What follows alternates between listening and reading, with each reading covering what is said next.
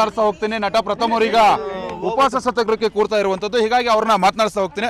ಪ್ರಥಮ್ ಅವರೇ, ಈಗ ನಿಮ್ಮ ವಿರುದ್ಧವಾಗಿ ಟ್ರೋಲ್ ಮಾಡುವಂಥದ್ದಾಗಿರ್ಬೋದು, ಕೆಟ್ಟ ಕೆಟ್ಟ ಪದಗಳನ್ನು ಬಳಸೋದಾಗಿರ್ಬೋದು, ಇದರೆಲ್ಲರ ಬಗ್ಗೆನೂ ಕೂಡ ವಿರೋಧ ಮಾಡಿ ಈಗ ಕಂಪ್ಲೇಂಟ್ ಅನ್ನು ರಿಜಿಸ್ಟರ್ ಮಾಡಿದ್ದೀರಾ. ಯಾರ ವಿರುದ್ಧ ನಿಮ್ಮ ಹೋರಾಟ ಈಗ ಉಪವಾಸ ಸತ್ಯಾಗ್ರಹಕ್ಕೆ ಕೂರ್ತಾ ಇದ್ದೀರಿ ಇಲ್ಲಿ? ಸರ್, ದರ್ಶನ್ ಸರ್ ಅವ್ರ ಫ್ಯಾನ್ ಪೇಜಸ್ ಅಲ್ಲಿ ಎಲ್ಲರ ಕಡೆ ಹಾಕ್ಸ್ತಾವ್ರು ನಾನು ಕುಡಿದು ಇದು ಮಾಡಿದ್ದೀನಿ ಅಂತ, ಅದು ಯಾರ ಜೊತೆನೂ ಓದೆ ಅಂತ. ಸರ್, ಅವ್ರ ಪೇಜ್ ಅವರು ಅದೇನೋ ಡೀಪ್ ಇದು ಅದೆಲ್ಲ ಹೋಗ್ತಾ ಇದ್ದೀವಿ ಸರ್. ಇವತ್ತಿಂದ ಆಮರಣ ಅಂತ ಉಪವಾಸ.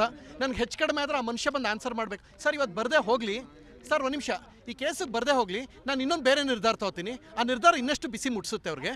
ಮಾಡಲಿ, ಇದೇನಾಗುತ್ತೆ ಮಾಡಲಿ, ಮಾತಾಡ್ತೀನಿ. ಇಲ್ಲ, ನಾನು ಪರ್ಮಿಷನ್ ಕೇಳಿದ್ದೀನಿ. ಈಗ ಪ್ರಥಮರೇ, ಈಗ ಏನಂತ ಕಂಪ್ಲೇಂಟ್ ರಿಜಿಸ್ಟರ್ ಮಾಡಿದಿರಿ? ನಿಮಗೆ ಏನಂತ ಮೆಸೇಜ್ಗಳು ಬರ್ತಾ ಇದ್ವು? ಯಾರೋ ಡ್ರ್ಯಾಗರ್ ತೋರಿಸಿದ್ರು ಅಂತ ಹೇಳಿದಿರಾ? ಒಂದು ನಿಮಿಷ, SP ಆಫೀಸ್ ಮುಂದೆ ಉಪವಾಸ ಸತ್ಯಾಗ್ರಹ ಕೂತಿದ್ದೀನಿ, ಏನೂ ತಿಂದಿಲ್ಲ ನಾನು. ಅವ್ರು ಲೀಗಲ್ ಆಕ್ಷನ್ ತಗೋತಾರೆ, ಇಲ್ಲಿ ಬಂದು ಉತ್ತರ ಕೊಡ್ಬೇಕು ಸರ್. ಇನ್ನೊಂದು, ನನ್ನ ವಿಚಾರ ಮಾತಾಡಬಾರ್ದು ಅಂತ ಅವ್ರ ಪೇಜ್ ಅವ್ರು ಸರ್, ಇವರು ದರ್ಶನ್ ಫ್ಯಾನ್ಸ್ ಅವ್ರು ಏನೇನೇ ಮಾಡಿದ್ರು ಅದೆಲ್ಲ ಅವ್ರಿಗೆ ತುಟ್ಟುತ್ತೆ ಸರ್. ಮುಟ್ಟಬೇಕು, ಹಂಗೆ ಮಾಡ್ತಾ ಇದೀವಿ ಸರ್. ಇನ್ಮೇಲೆ ಇವರು ಬೇರೆಯವ್ರಿಗೆಲ್ಲ ಮಾಡ್ಕೊಂಡು ಮಜಾ ಸರ್. ನಾನು ಊರು ಬಿಟ್ಟೆ ಹೋಯ್ತಾ ಇದ್ದೀನಿ. ಯಾವ ಮಗನಿಗೆ ಎದುರ್ಕೊಳ್ಳಿ ಹೇಳಿ ಸರ್? ಯಾವ ಮಗನಿಗೆ ಎದುರ್ಕೋಬೇಕು ಹೇಳಿ? ನಾನು ಇನ್ನೊಂದು ವಿಚಾರ ಹೇಳ್ತೀನಿ, ಇದನ್ನು ಕಟ್ ಮಾಡದೆ ಹಾಕಿ. ಬಂದಾಗ ಬಹುಶಃ ಒಂದು ವಾರದಿಂದ ಇದ್ದ ಸ್ಟ್ರೆಸ್ಸಲ್ಲಿ ಇವ್ರು ಏನೋ ಮಾತಾಡ್ತಾ ಇದ್ರು.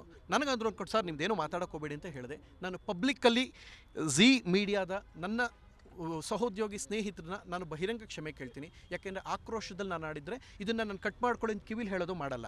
ನಾನು ಮಾಡಿದ ತಪ್ಪು ಕೋಪದಲ್ಲಿ, ಯಾಕೆಂದರೆ ಅಷ್ಟು ದಿನ ಏನೂ ತಿಂದಿಲ್ಲ, ಸ್ಟ್ರೆಸ್ ಆಗಿತ್ತು ನಿಮಗೆ, ಅದಕ್ಕೆ ನಾನು ಕ್ಷಮೆ ಕೇಳ್ತೀನಿ. ಇವ್ರಿಗೆ ನಾನು ಅಹಂಕಾರದಿಂದ ಮಾತಾಡಬಾರ್ದು ಯಾವುದೇ ಮಾಧ್ಯಮದವ್ರನ್ನು. ನಮಗೆ ತಪ್ಪು, ಯಾಕೆಂದರೆ ತುಂಬ ನೋವಿದೆ ಸರ್. ಇವತ್ತು ನನ್ನ ಪರ್ಸ್ನಲ್ ಲೈಫ್ ಡ್ಯಾಮೇಜ್ ಆಗ್ತಾಯಿದೆ, ಉಪವಾಸ ಕೂತಿದ್ದೀನಿ. ನಂಗೆ ಹೆಲ್ತ್ ಇಶ್ಯೂ ಆಗಲಿ, ಆ ವ್ಯಕ್ತಿಗೆ ನಾವು ಎಲ್ಲಿ ಬಿಸಿ ಮುಟ್ಟಿಸ್ತೀವಿ. ಇನ್ನೊಂದು ಸಲ ನನ್ನ ವಿಚಾರಕ್ಕೆ ಒಂದು ಟ್ರಾಲ್ ಇವ್ರ ಪೇಜ್ ಅವ್ರು ಸರ್, ಯಾರೇ ಫ್ಯಾನ್ ಪೇಜ್ ಅವ್ರು ಮಾಡಿದ್ರು ಅದು ಆ್ಯಪಂಗೆ ಬಿಸಿ ಮುಟ್ಟಿಸ್ತೀವಿ ಸರ್. Thank you. ಡ್ರ್ಯಾಗರ್ ತೋರಿಸಿದ್ರು ಅಂತ ಹೇಳಿದ್ರಿ, ಡ್ರ್ಯಾಗರ್ ತೋರಿಸಿದ ಬಗ್ಗೆ ಮತ್ತೆ ಯಶಸ್ವಿನಿ ಅನ್ನೋರು ರೌಡಿ ಶೀಟರ್ ಒಬ್ರು ಕಂಪ್ಲೇಂಟ್ ರಿಜಿಸ್ಟರ್ ಮಾಡಿದ್ದಾರೆ ಅಂತ ಹೇಳ್ತಾ ಇದ್ದೀರಿ. ಅವ್ರ ವಿರುದ್ಧ ಕಂಪ್ಲೇಂಟ್ ರಿಜಿಸ್ಟರ್ ಮಾಡಿದ್ದೀರಿ. ಯಾವ ಡ್ರ್ಯಾಗರ್ ತೋರಿಸಿದ್ರು, ಯಾವ ಉದ್ದೇಶಕ್ಕೆ ತೋರಿಸಿದ್ರು? ನೋಡಿ ಸರ್, ಆಮರಣ ಅಂತ ಉಪವಾಸ ಮಾಡ್ತಾ ಇದ್ದು, ನಂಗೆ ಶಕ್ತಿ ಇಲ್ಲ ಮಾತಾಡೋಕ್ಕೆ.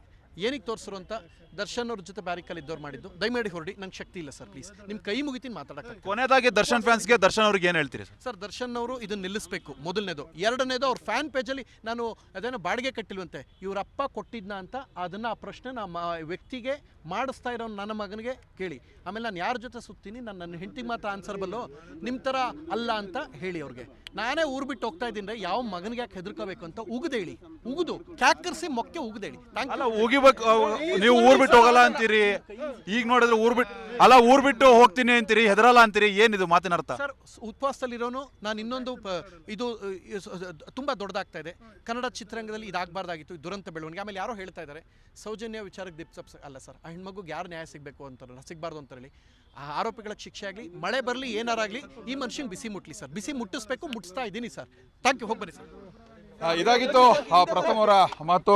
ಒಟ್ಟಾರೆಯಾಗಿ ಪ್ರಥಮ್ ಹೇಳ್ತಾ ಇರುವಂಥದ್ದು, ದರ್ಶನ್ ಅಭಿಮಾನಿಗಳು ಮತ್ತು ದರ್ಶನ್ ಅವರು ಸರಿಯಾದಂಥ ರೀತಿಯಲ್ಲಿ ನಡ್ಕೋಬೇಕು. ಅವರ ಅಭಿಮಾನಿಗಳಿಗೆ ಪೊಲೀಸರು ಕೂಡ ತಕ್ಕ ಶಾಸ್ತಿಯನ್ನು ಮಾಡಬೇಕು. ಆ ರೀತಿಯಾಗಿ ನಾನು ಕಂಪ್ಲೇಂಟನ್ನು ಕೊಟ್ಟಿದ್ದೀನಿ. ನನ್ನ ವಿರುದ್ಧವಾಗಿ ತೇಜೋವಧೆ ಮಾಡುವಂಥದ್ದು ಮತ್ತು ಇನ್ನಿತರೆ ಏನಾದರೂ ಮಾಡಿದ್ರು ಅಂತಂದರೆ ಖಂಡಿತವಾಗ್ಲೂ ನಾನು ಸುಮ್ಮನಿರಲ್ಲ ಅಂತ ತೀವ್ರ ಆಕ್ರೋಶವನ್ನು ವ್ಯಕ್ತಪಡಿಸಿರುವಂಥದ್ದು. ವಿಡಿಯೋ ಜರ್ನಲಿಸ್ಟ್ ದೀಪಕ್ ಜೊತೆ ವಿಶ್ವನಾಥ್ ಎನ್ ಹರಿಹರಾಜಿ, ಕನ್ನಡ ನ್ಯೂಸ್, ಬೆಂಗಳೂರು.